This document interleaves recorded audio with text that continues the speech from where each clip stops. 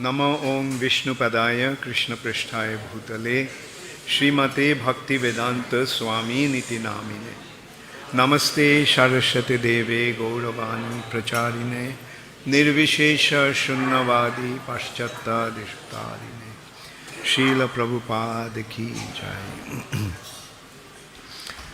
ओं नमो भगवते वासुदेवाय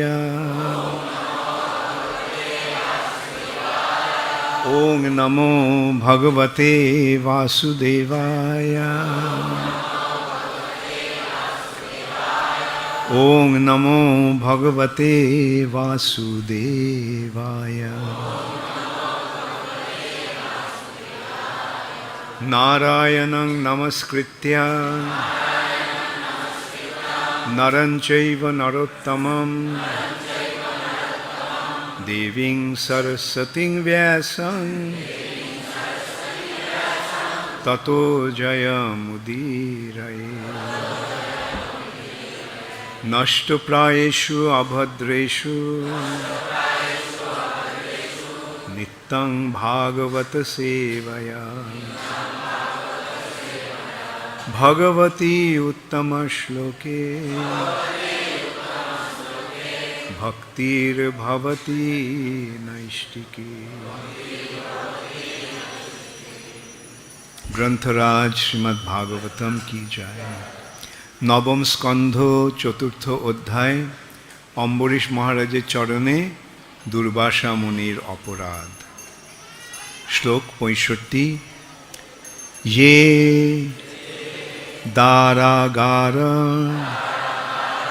पुत्राप्त प्राणान् वित्तम् इमं परम हित्वा मां शरणं यातः कथं तान् त्यक्तुम् उत्सहे तां त्यक्तुमुत्सहे। ये दारागार पुत्राप्त प्राणान् वित्तम् इमं परम् हित्वा मां शरणं याता कथं तां त्यक्तुमुत्सहे। ये दारागार पुत्राप्त प्राणान् वित्तम् इमं परम् हित्वा मां शरणं जाता कथं तां त्यक्तुमुत्सहे। ये दारागार पुत्राप्त प्राणान् वित्तम् इमं परम् हित्वा मां शरणं जाता कथं तां त्यक्तुमुत्सहे। যে আমার যে সমস্ত ভক্ত দারো পত্নী অগার গৃহ পুত্র সন্তান আপ্ত আত্মীয় স্বজন সমাজ প্রাণান এমনকি জীবন পর্যন্ত বিত্তম ধন সম্পদ ইমম এই সমস্ত পরম স্বর্গলোকে উন্নতি অথবা ব্রহ্মে লীন হয়ে যাওয়া হিত্বা এই সমস্ত উচ্চাকাঙ্ক্ষা এবং বিষয় পরিত্যাগ করে মাম আমাকে শরণম আশ্রয় যাতা গ্রহণ করে কথম কিভাবে তান সেই প্রকার ব্যক্তিদের তক্তুম পরিত্যাগ করার জন্য উৎসাহে আমি উৎসাহী হতে পারি তা সম্ভব নয়। অনুবাদ। শুদ্ধ ভক্ত যেহেতু তার গৃহ, পত্নী, সন্তান সন্ততি, আত্মীয় স্বজন, ধন সম্পদ, এমনকি তাদের জীবন পর্যন্ত পরিত্যাগ করে, তাদের ইহলোকে এবং পরলোকে কোনো প্রকার জড়জাগতিক উন্নতি সাধনার বাসনা তাদের থাকে না। সেই প্রকার ভক্তদের আমি কিভাবে পরিত্যাগ করব? আপনারাও বলুন। শুদ্ধ ভক্ত যেহেতু তাদের গৃহ, পত্নী, সন্তান সন্ততি, আত্মীয় স্বজন, ধন সম্পদ, এমনকি তাদের জীবন পর্যন্ত পরিত্যাগ করে, তাদের ইহলোকে এবং পরলোকে কোনো প্রকার জড়জাগতিক উন্নতি সাধনের বাসনা তাদের থাকে না। সেই প্রকার ভক্তদের আমি কিভাবে পরিত্যাগ করব? শ্রীল প্রভুপাদের তাৎপর্য: ভগবান ব্রহ্মণ্য দেবায় গো ব্রাহ্মণ হিতায় শব্দের দ্বারা পূজিত হন। এইভাবে তিনি ব্রাহ্মণদের শুভাকাঙ্ক্ষী। দুর্বাসা মুনি অবশ্যই ছিলেন একজন মহান ব্রাহ্মণ, কিন্তু যেহেতু তিনি ছিলেন অভক্ত, তাই তিনি ভগবানের সেবায় সব কিছু অর্পণ করতে পারেননি। মহাযোগীরা প্রকৃতপক্ষে স্বার্থপর। তার প্রমাণ হচ্ছে যে দুর্বাসা মুনি যখন অম্বরীশ মহারাজকে হত্যা করার জন্য এক অসুর সৃষ্টি করেছিলেন, তখন রাজা সর্বতোভাবে ভগবানের উপর নির্ভর করে অবিচলিত ছিলেন। কিন্তু দুর্বাসা মুনি যখন ভগবানের ইচ্ছাক্রমে সুদর্শন চক্রের দ্বারা আক্রান্ত হন, তখন তিনি এতই বিচলিত হন যে তিনি ব্রহ্মাণ্ডের সর্বত্র ছুটাছুটি করে আশ্রয় গ্রহণ করার চেষ্টা করেন। অবশেষে প্রাণভয়ে ভীত হয়ে তিনি ব্রহ্মা, শিব এবং ভগবানের শরণাগত হয়েছিলেন। তিনি এতই দেহাত্মবুদ্ধি পরায়ণ ছিলেন যে তার দেহের স্বার্থে তিনি একজন বৈষ্ণবের দেহ বধ করতে চেয়েছিলেন। অতএব প্রকৃতপক্ষে তার সদ্বুদ্ধি ছিল না, এবং বুদ্ধিহীন ব্যক্তি কিভাবে ভগবান কর্তৃক ত্রাণ লাভ করতে পারে?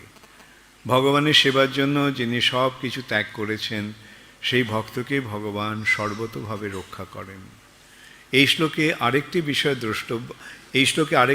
দ্রষ্টব্য বিষয় হচ্ছে দ্বারাগার পুত্রাপ্ত। গৃহ, পত্নী, সন্তান সন্ততি, বন্ধু বান্ধব, সমাজ ইত্যাদির প্রতি আসক্তি ভগবানের অনুগ্রহ লাভের উপায় নয়।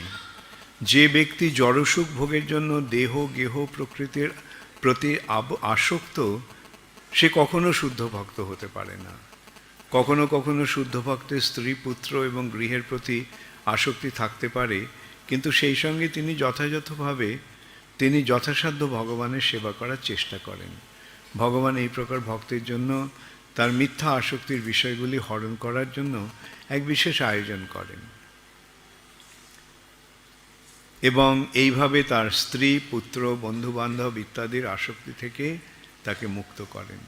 এটি ভক্তকে ভগবত ধামে ফিরিয়ে নিয়ে যাওয়ার জন্য ভগবানের বিশেষ কৃপা।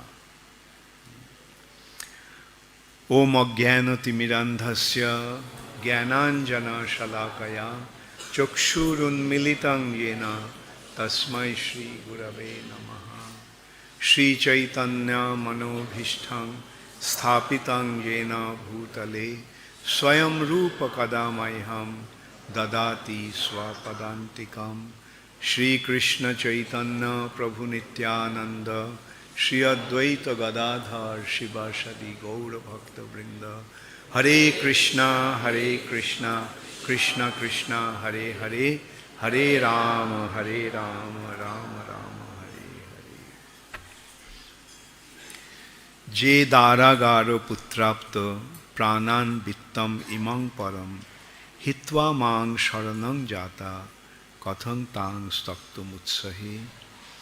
শুদ্ধ ভক্ত যেহেতু তার গৃহ, পত্নী, সন্তান সন্ততি, আত্মীয় স্বজন, ধন সম্পদ, এমনকি তাদের জীবন পর্যন্ত পরিত্যাগ করেন, তাদের ইহলোকে এবং পরলোকে কোনো প্রকার জড়জাগতিক উন্নতি সাধনের বাসনা থাকে না। সেই প্রকার ভক্তদের আমি কিভাবে পরিত্যাগ করব? এই শ্লোকের পটভূমিটা কি? দুর্বাসা মুনি অম্বরীশ মহারাজকে অভিশাপ দিলেন। কেবল অভিশাপ নয়, তিনি তাকে হত্যা করতে উদ্যত হয়েছিলেন।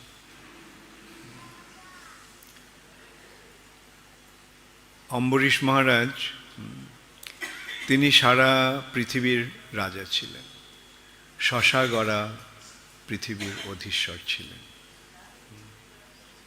কেবল ভূখণ্ডটাই নয়, স্থলভাগই নয়, তিনি সমুদ্র সহ সারা পৃথিবীর রাজা ছিলেন।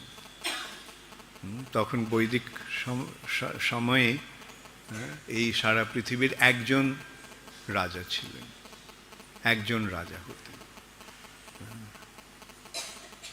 এবং তার অধীনে অন্যান্য রাজারা থাকত, এবং তাদের অধীনেও অন্যান্য, এইভাবে একটা ক্রম ছিল, এবং একজন রাজা সারা পৃথিবীর ওপরে রাজত্ব করতেন। এবং তাদের রাজধানী কোথায় ছিল?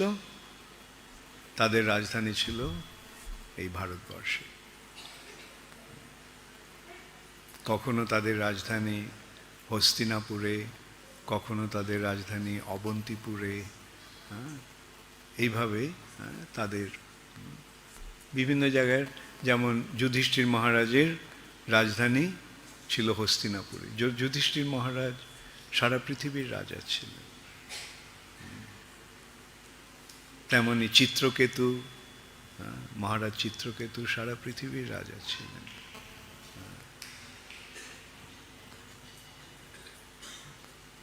এখানে আমরা দেখতে পাচ্ছি অম্বরীশ মহারাজও সারা পৃথিবীর রাজা ছিলেন, একচ্ছত্র সম্রাট,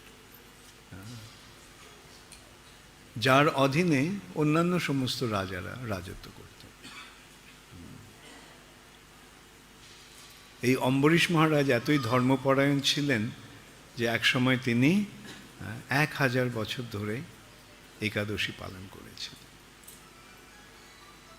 এখন একাদশীর পালন করতে হয় দ্বাদশীর দিন, একটা নির্দিষ্ট সময়ে একাদশী ব্রতটা ভঙ্গ করতে হয়, যেটাকে বলা হয় পারণ। একাদশীর ব্রত শুরু হয় দশমীর দিন, একাদশীর আগের দিন। আগের দিন সংকল্প করা হয় যে আমি একাদশীর দিন এইভাবে একাদশী ব্রত পালন করব। যেমন নির্জলা একাদশী, মানে আমি জল খাবো না, হ্যাঁ, কোনো কিছু খাওয়ার কথা তো দূরের কথা, জল পর্যন্ত আমি পান করব না, নির্জলা। তারপর সারাদিন কি করব? 64 মালা জপ করব,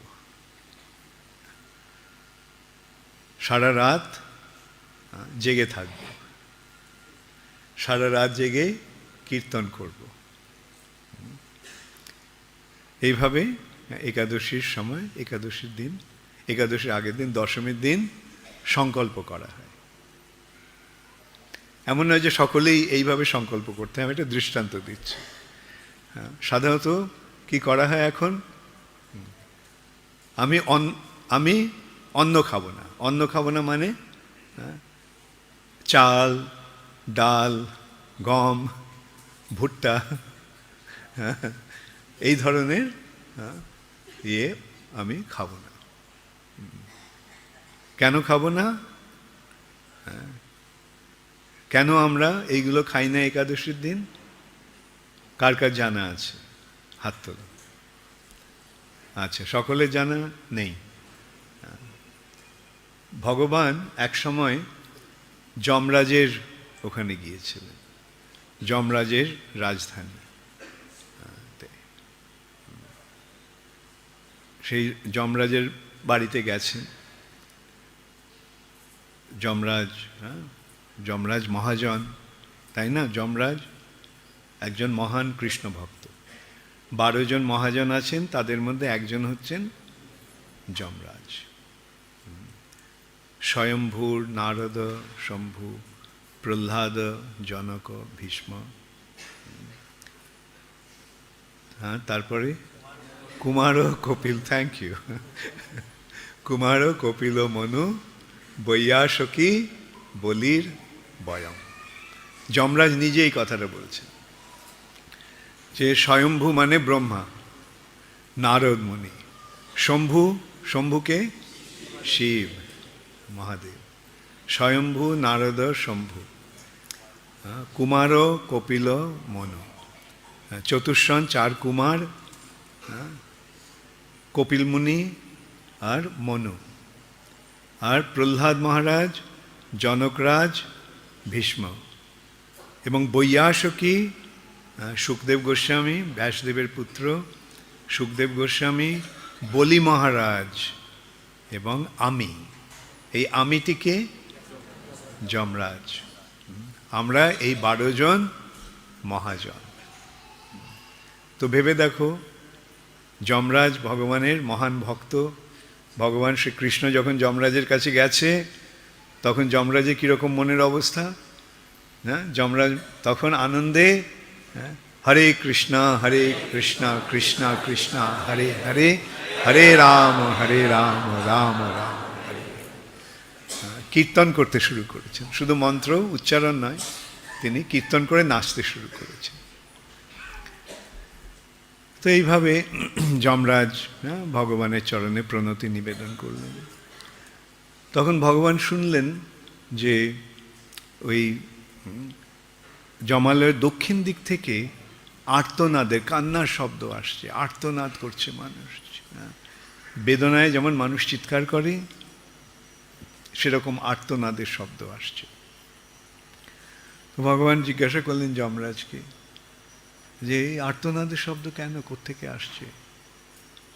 যমরাজ বলল, ওটা নরকে ওরা দণ্ড ভোগ করছে, ওরা যন্ত্রণা পাচ্ছে। কেন? কেন ওরা পাপ করেছে, তাদের পাপ কর্মের ফলে তারা দণ্ড ভোগ করছে। তো ভগবান ভাবলেন যে এরা আমার সৃষ্ট জীব,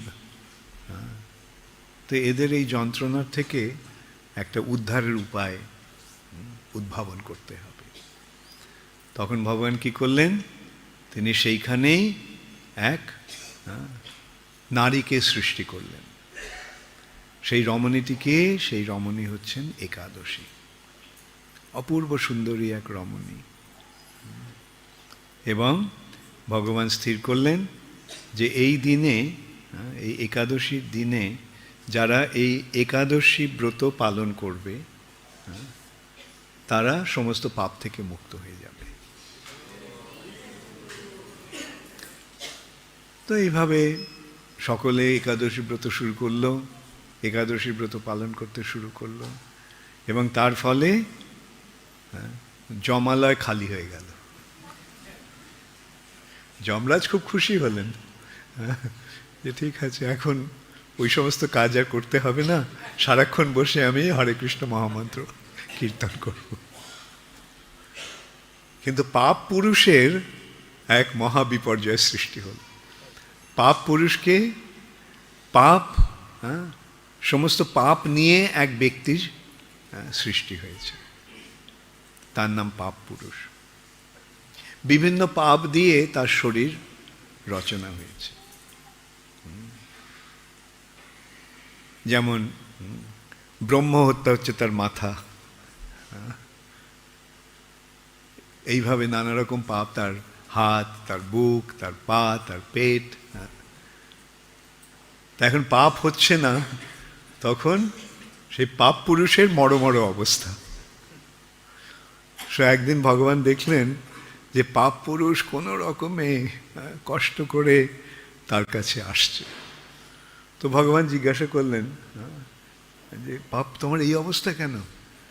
সারা শরীর এরকম অস্থি চর্ম সার হয়ে গেছে, কোনো তোমার এই অবস্থা কেন? তখন পাপ পুরুষ বলল যে ভগবান, যেদিন থেকে আপনি একাদশী ব্রত সৃষ্টি করেছেন সেদিন থেকে সকলে ওই একাদশী ব্রত পালন করে পাপ থেকে মুক্ত হয়ে যাচ্ছে। তার ফলে জগতে আর পাপ নেই, তার ফলে আমার এই দুর্দশা। আমিও তো আপনারই সৃষ্ট জীব, তো আমার উদ্ধারের একটা, আমার জীবন ধারণের, জীবন রক্ষার একটা উপায় আপনি করুন। তখন ভগবান বললেন, ঠিক আছে, এই একাদশীর দিন সমস্ত পাপ অন্নে প্রবেশ করবে, এবং কেউ যদি পাপ নাও করে কিন্তু সে যদি অন্ন খায়, তাহলে সেই তার সমস্ত পাপ তার শরীরে প্রবেশ করবে। তাহলে কি হলো? একাদশীর দিনে সমস্ত পাপ অন্নে প্রবেশ করছে, মানে চাল, ডাল, গম ইত্যাদিতে, এবং সেগুলি যখন খাওয়া হয়, পাপ না করলেও সেই পাপগুলি তাদের শরীরে আসে। তাহলে বোঝা গেল কেন আমরা একাদশীর দিন অন্ন খাই না। তো একাদশীর দিন অন্ন না খেলে পাপ প্রবেশ করবে না, কিন্তু যে পাপগুলো করছি সেগুলো তো থেকে যাচ্ছে। তাহলে কি করতে হবে? একাদশী ব্রত যথাযথভাবে পালন করতে হবে। একাদশী ব্রত পালনের নির্দেশ হরিভক্তি বিলাসে সুন্দরভাবে দেওয়া আছে। আমি এখানে কিছু বলবো না। যারা যথাযথভাবে একাদশী ব্রত পালন করতে চাও তারা হরিভক্তি বিলাসে দেখে নিও। তো এখন অম্বরীশ মহারাজ একাদশী ব্রত পালন করেছেন। দ্বাদশীর দিন একাদশী পালন করতে হবে, একাদশী ব্রত ভঙ্গ করতে হবে। তো সেই দিন সকালে দুর্বাসা মুনি এসে উপস্থিত। দুর্বাসা মুনি তিনি অতি সহজেই ক্রোধান্বিত হন, রেগে যান। জয় শ্রী শ্রী রাধা মাধব সখী বৃন্দ কি জয়, শ্রীমান মহাপ্রভু কি জয়, পঞ্চতত্ত্ব কি জয়, শ্রী শ্রী নৃসিংহ ভগবান কি জয়, গৌর প্রেমানন্দে হরি হরি, শ্রীল প্রভুপাদ কি জয়। তো এখন তিনি এসেছেন, স্বাভাবিক। অম্বরীশ মহারাজ শ্রদ্ধা সহকারে তাকে নিমন্ত্রণ করেছেন, তাকে অভ্যর্থনা জানিয়েছেন, আসন দান করেছেন। আমি আজ্ঞা করুন, আমি কি করতে পারি আপনার সেবা। তো স্বাভাবিক, দুর্বাসা মুনি কে তিনি নিমন্ত্রণ করেছেন। তো দুর্বাসা মুনি বললেন, ঠিক আছে, আমি একটু যাই, যমুনায় স্নান করে আসি। এটা হচ্ছে বৃন্দাবনে। অম্বরীশ মহারাজ বৃন্দাবনে একাদশী ব্রত পালন করছে। তো দুর্বাসা মুনি যমুনায় গিয়ে ভগবানের ধ্যানে এমন মগ্ন হয়ে গেছেন যে তার আর কোনো বাহ্য জ্ঞান নেই। এদিকে দিন চলে যাচ্ছে, একাদশী পালনের সময় চলে যাচ্ছে। তো অম্বরীশ মহারাজ ভাবছেন কি করবেন। তখন তার উপদেষ্টা ব্রাহ্মণেরা বললেন যে, আপনি অন্ন গ্রহণ করবেন না, তো একটু জল খেয়ে ব্রতটা পালনটা করেন। তো তিনি ওই জল নিয়ে একাদশী ব্রত পালন করেছেন। আর দুর্বাসা মুনি তখন তার দিব্য শক্তির দ্বারা তিনি জানতে পারলেন যে অম্বরীশ মহারাজ এইভাবে জল পান করেছেন। তো তখন তিনি ক্রোধান্বিত হয়ে সেখানে এসে অম্বরীশ মহারাজকে অত্যন্ত কঠোরভাবে তিরস্কার করলেন। তাতেও তার ক্রোধের উপশম হলো না। তিনি সেখানে তিনি একটা দৈত্যকে সৃষ্টি করলেন। বিরাট শরীর, অগ্নি দিয়ে মতো জ্বলছে সেই শরীর, অম্বরীশ মহারাজকে হত্যা করার জন্য। তো অম্বরীশ মহারাজ কি করলেন? তিনি ভক্তের মনোভাব কীরকম? ভক্তের মনোভাব কি? এই আমি কি নয় করেছি যে আমাকে এইভাবে আপনি অভিশাপ দিচ্ছেন, তাই কি? ভক্তের মনোভাব, মারবি যাখবি জয় ইচ্ছা তোহারা, ভগবান তুমি মারবে কি রাখবে সেটা তোমার ইচ্ছা, নিত্য দাস প্রতি তুয়া অধিকার। তো এইভাবে অম্বরীশ মহারাজ ভগবানের শরণ নিয়ে আছেন, শরণ নিলেন। এখন ভক্ত যদিও তার আত্মরক্ষার জন্য কোনো রকম চেষ্টা না করে, কিন্তু ভক্তকে রক্ষা করার জন্য ভগবানের সুদর্শন চক্র সবসময় চক্কর দিচ্ছে। যেমন পুলিশেরা টহল দেয়, কারোর বিপদ আপদে তাদের রক্ষা করার জন্য, ঠিক তেমনি বিষ্ণুদূতেরা এবং ভগবানের সুদর্শন চক্র এইভাবে ভক্তদের রক্ষা করার জন্য সব সময় উপস্থিত থাকে। আর যেই অম্বরীশ মহারাজকে এইভাবে দুর্বাসা মুনি তাকে সংহার করার জন্য এইভাবে সচেষ্ট হয়েছিলেন, তখন ভগবানের সুদর্শন চক্র সেখানে এসে গেছে, এসে সেই দৈত্যটিকে শেষ করে দিল প্রথমে। তারপরে গেছে দুর্বাসা মুনির কাছে। এই চক্র এখন দুর্বাসা মুনির মস্তক কেটে দেবে, মাথা কেটে ফেলবে। আর তখন ভয়ে দুর্বাসা মুনি ছুটতে শুরু করল। উনি তার অনেক যোগ শক্তি আছে, দিব্য শক্তি আছে, পরাশক্তি। তার ফলে যদিও সুদর্শন চক্র তাড়া করছে, দুর্বাসা মুনিও পালাচ্ছে, ছুটছে সুদর্শন চক্র থেকেও বেশি জোরে বা একই গতিতে। সুদর্শন চক্রকে ধরতে পারছে না। সব ব্রহ্মাণ্ড সারা জায়গায় গেল, কোথাও গিয়ে আশ্রয় পেল না। তারপরে ব্রহ্মার কাছে গিয়ে উপস্থিত হয়েছে, ব্রহ্মাজি ব্রহ্মাজি রক্ষা করুন। ব্রহ্মা দুর্বাসাকে বললেন, সুদর্শন চক্র থেকে রক্ষা করার ক্ষমতা আমার নেই। শিবের কাছে গেলেন, শিবও বললেন সেই কথা। এই ভগবানের সুদর্শন চক্র থেকে রক্ষা করার ক্ষমতা আমার নেই। রক্ষা করতে গেলে সুদর্শন চক্র তো আমাকেই মেরে ফেলবে। অবশেষে অম্বরীশ দুর্বাসা মুনি গেল বৈকুণ্ঠে নারায়ণের কাছে। নারায়ণের কাছে গিয়ে তার চরণে পড়েছে, রক্ষা করুন ভগবান। ভগবান বললেন, তোমাকে রক্ষা করার ক্ষমতা আমার নেই। কেননা এই ভগবান তখন এই কথাগুলি বলছেন। এই পূর্বের 3টি শ্লোকে ভগবান, আচ্ছা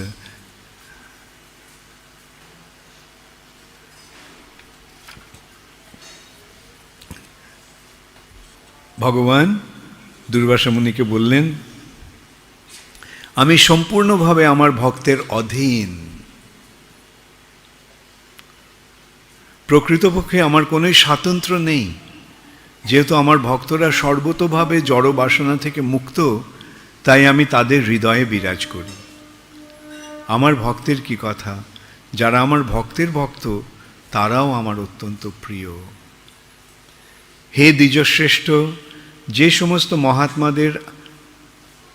সমস্ত মহাত্মাদের আমি একমাত্র আশ্রয়, তাদের ছাড়া আমি আমার চিন্ময় আনন্দ এবং পরম ঐশ্বর্য উপভোগ করতে চাই না।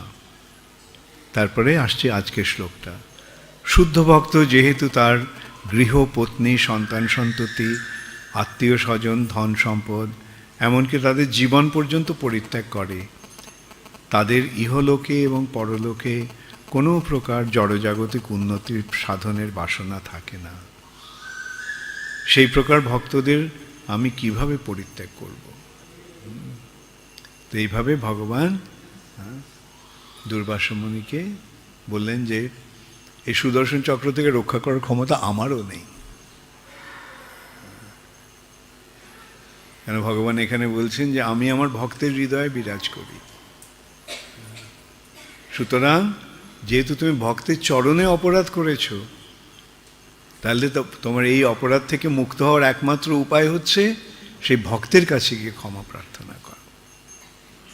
এবং পরে আমরা দেখতে পাবো যে তখন দুর্বাসা মুনি অম্বরীশ মহারাজের কাছে গিয়ে ক্ষমা ক্ষমা ভিক্ষা করব। কিন্তু অম্বরীশ মহারাজের তখন কীরকম মনোভাব? অম্বরীশ মহারাজ কি বললেন? অম্বরীশ মহারাজ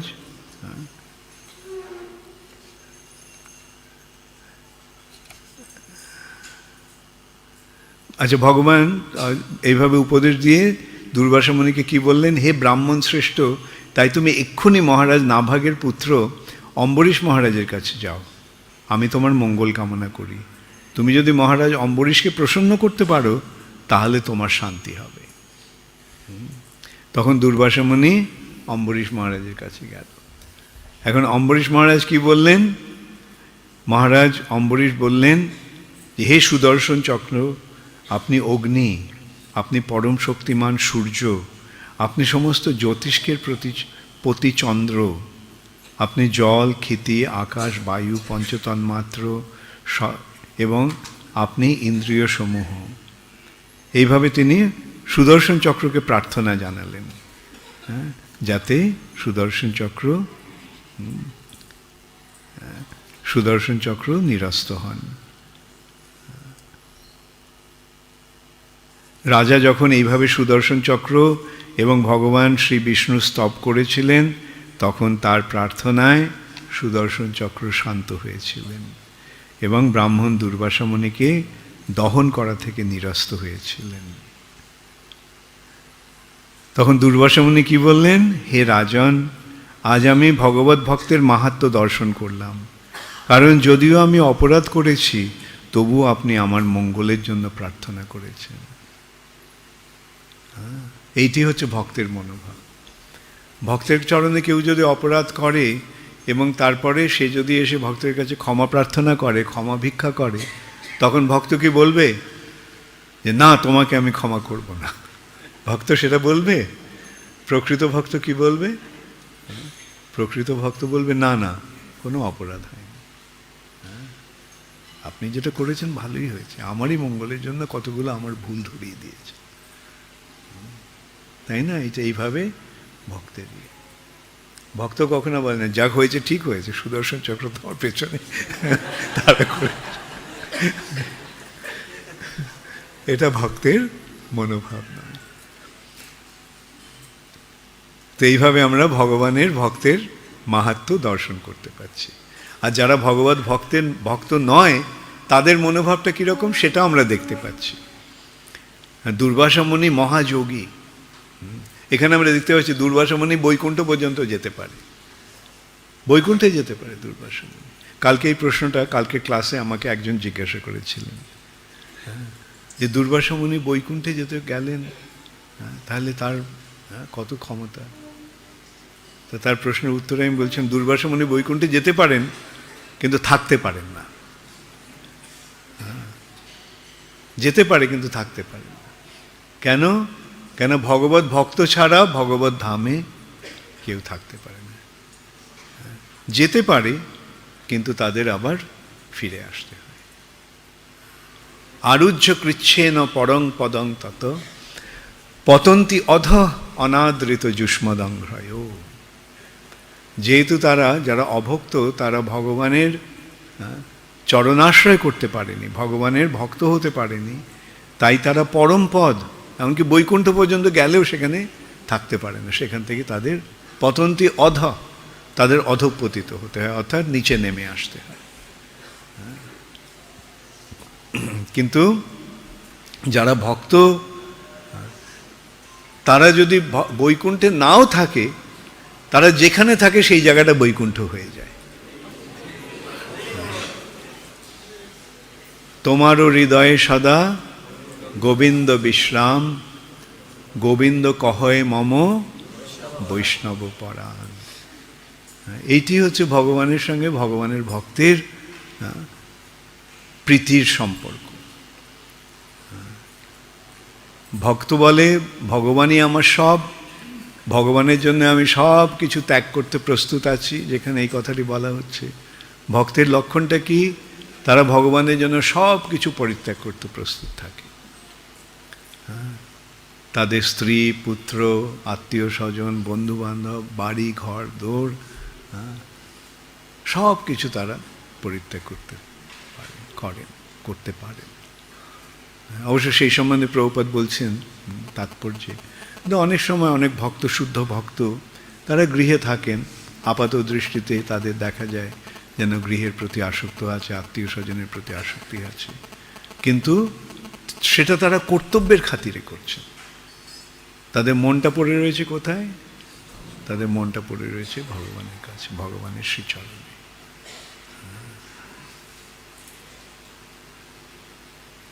তাই কেউ যখন ভগবানের ভক্ত হতে চায় এবং ভগবানের ভক্ত হওয়ার জন্য সব কিছু বাড়িঘর দোর ত্যাগ করতে প্রস্তুত থাকে, তাদের বাধা দেওয়া উচিত নয়।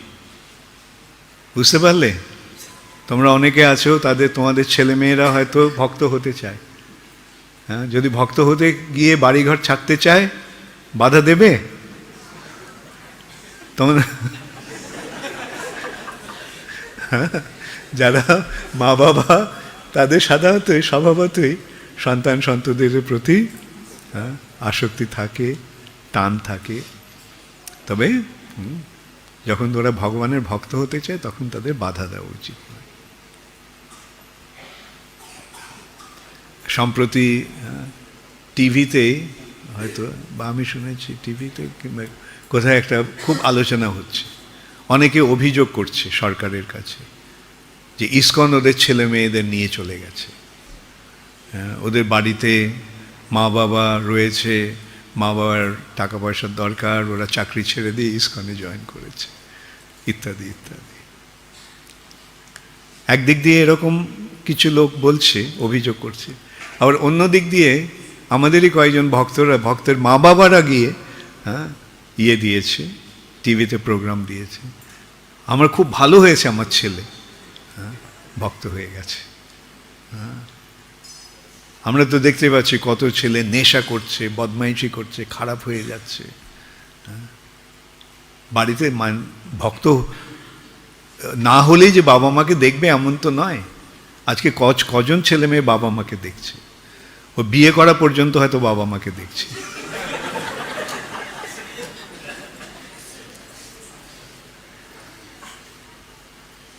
কিন্তু ভক্ত হলে কি হচ্ছে, তাদের চরিত্রটা সুন্দর হয়ে উঠছে, যে আমিষ আহার করে না, নেশা করে না, অবৈধ স্ত্রী সঙ্গ করে না, জুয়া পাশা খেলে না। তারা কি ভালো না খারাপ? এই কাজগুলো যারা করে তারা কি ভালো না খারাপ? তো ছেলেমেয়েরা যদি ভালো হয় তাতে বাধা দেওয়ার কি আছে? আর তারপরে তারা ভগবানের শরণ নিচ্ছে। ভগবানের শরণ নিলে কি হচ্ছে? বাবা মার পরলোকের পথটা সুগম হয়ে যাচ্ছে। আমি এইভাবে আমার বাবাকে বুঝিয়েছিলাম।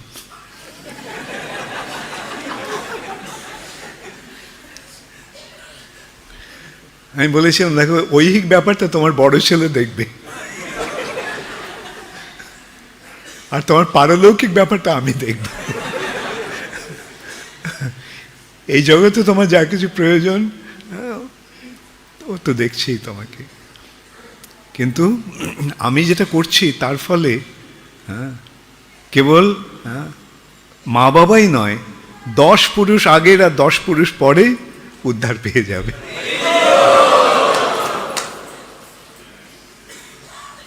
তো এই সমস্ত ব্যাপারগুলো বোঝা উচিত সকলের, এবং যারা বুঝতে পেরেছেন তারাই বুদ্ধিমান, তারাই বুদ্ধিমান। অতএব মনুষ্য জীবনের উদ্দেশ্যটা কি? মনুষ্য জীবনের উদ্দেশ্য হচ্ছে ভগবত ভক্তির পথ অবলম্বন করা।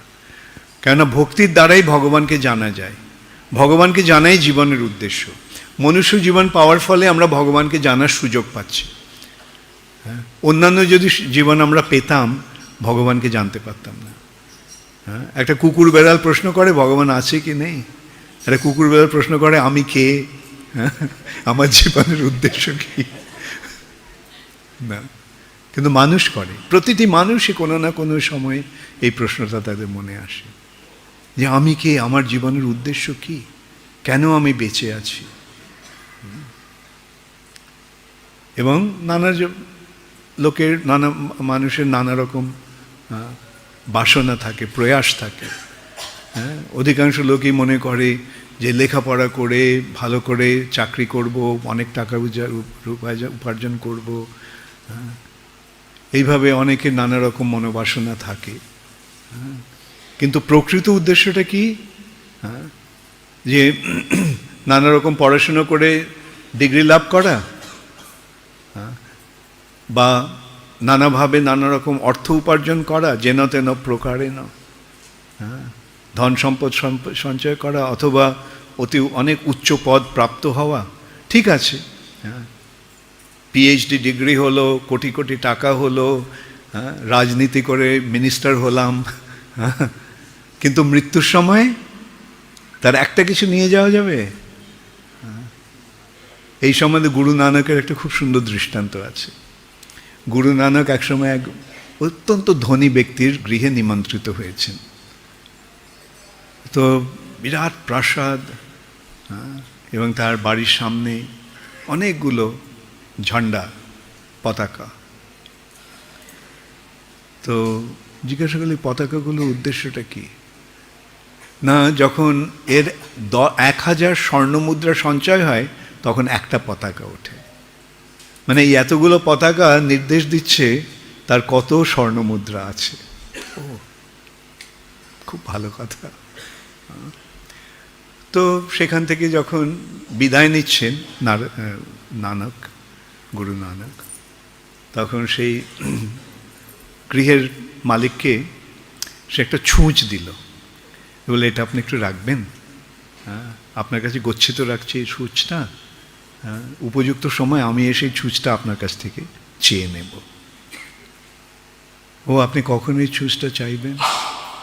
পরবর্তী জীবনে। আমি পরবর্তী জীবনে ছুঁচটা কিভাবে নিয়ে যাব? ও, আপনি ছুঁচটা নিতে পারবেন না, তাহলে এত সমস্ত সোনা মোহর এগুলো কিভাবে নেন?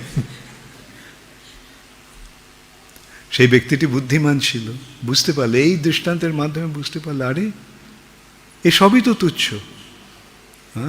মৃত্যুর পরে এগুলো কোনো কিছুর একটা মূল্য থাকবে না।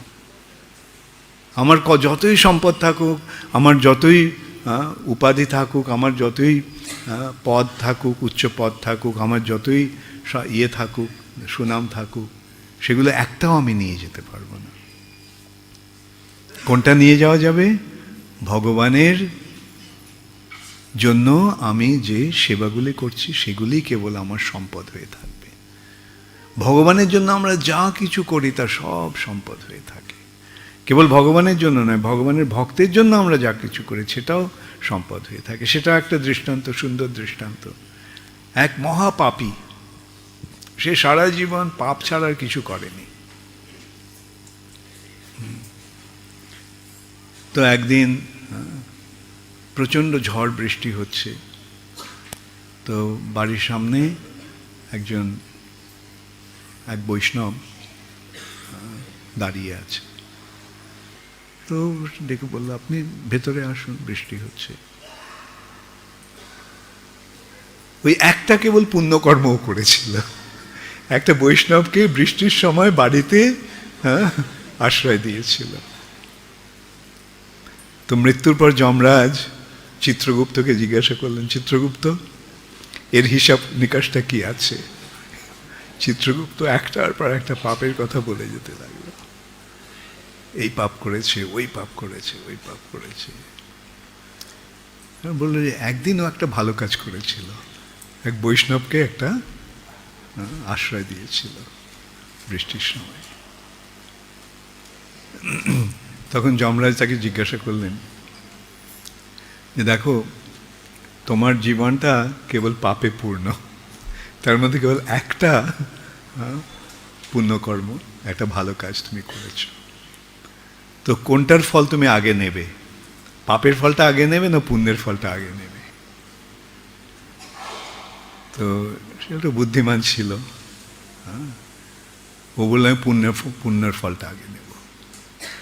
ঠিক আছে, তোমার ওই এক পুণ্যকর্মের ফলে তুমি আবার একটা মনুষ্য জীবন পাবে। মনুষ্য জীবন পেয়ে তার ওই পূর্বজন্মের ওই কথাটা মনে রইল যমরাজের কাছে। তখন ভাবলো একটা বৈষ্ণবকে একটু আশ্রয় দিয়ে আমার যদি এই লাভ হয়, তাহলে এই জীবনটা আমি সারা জীবনটা বৈষ্ণব সেবায় লাগিয়ে দেব।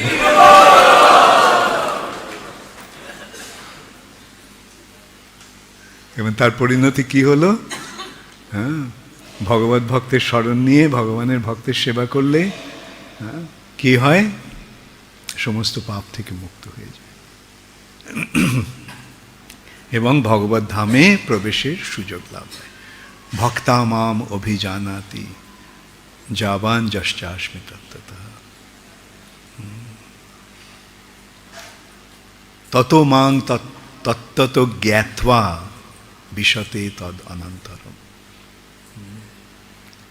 যে আমাকে কেবল ভক্তির মাধ্যমে ভগবান বলছেন আমাকে জানা যায়, এবং আমার জানার ফলে তারা আমার কাছে ফিরে আসতে পারে।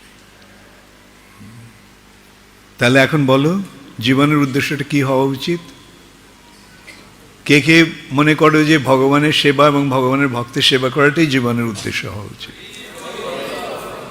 Very good. তো এই সেবাটাকে বিরক্তি সহকারে করব না প্রীতি সহকারে করব?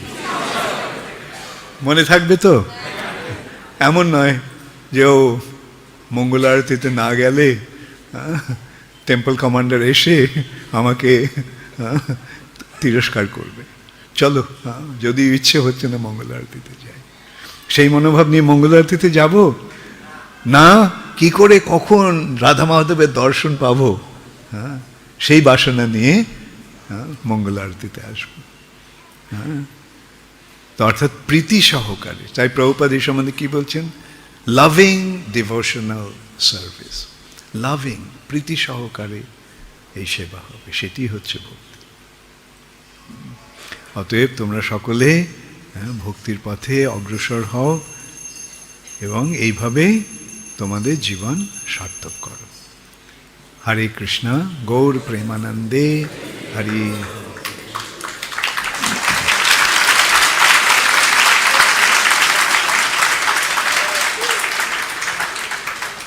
মাইকটা নিয়ে না। গুরু মহারাজ, আর সব কিছু যে ভগবানের ইচ্ছায় হচ্ছে, অম্বরীশ মহারাজ যেটা হৃদয়ঙ্গম করতে পারলেন, এই গুণটা অর্জন করার সহজ উপায় একটু বলবেন? সব কিছু ভগবানের ইচ্ছায় হচ্ছে না। প্রকৃতে ক্রিয়মানানি গুণই কর্মানি সর্বশঃ। ভগবান কি করছেন? আমরা আমাদের কর্ম করছি এবং সেই কর্মের ফলে আমাদের তার কর্মের ফল ভোগ করতে হচ্ছে। বিভিন্ন গুণে আমাদের কর্ম করছি। কখনো কাজটা সত্ত্বগুণে হচ্ছে, কখনো রজগুণে হচ্ছে, কখনো তমগুণে হচ্ছে, এবং তার ফলটাও সেরকম হচ্ছে। সত্ত্বগুণের প্রভাবে, সাত্ত্বিক কর্মের প্রভাবে আমরা ওপরে যাচ্ছি, রাজসিক কর্মের প্রভাবে আমরা মর্তলোকে থাকছি, আর তামসিক কর্মের ফলে আমরা নিম্নলোকে যাচ্ছি। তো এইটা ভগবানের ইচ্ছায় হচ্ছে না, আমাদের কর্মফলে হচ্ছে। ভগবান সাক্ষী রূপে দেখছেন। যতক্ষণ পর্যন্ত আমরা ভগবানের প্রতি ভক্তিপরায়ণ না হচ্ছি, ততক্ষণ আমরা এই কর্মের বন্ধনে আবদ্ধ থাকছি। এইটা ভক্তির প্রভাবে আমরা ভগবানের শরণাগতির ফলে আমরা এই যে জড়জগতের যে গুণ এবং কর্মের যে বন্ধন, সেটা থেকে মুক্ত হতে পারব। বোঝা গেল?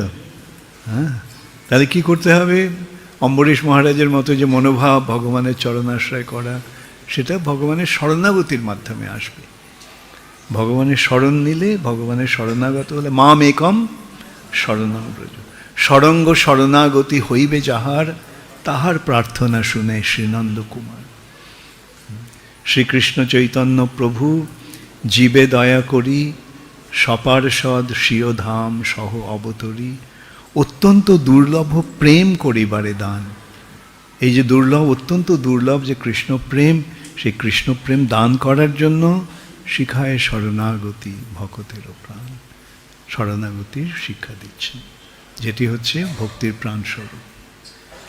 অতএব উপায়টা কি? শরণাগতি, ভগবানের শরণাগত হওয়া। তো অম্বরীশ মহারাজের মাধ্যমে আমরা কি দেখতে পাচ্ছি? শরণাগতি। মারবি রাখবি জো ইচ্ছা তোহারা, তাই না?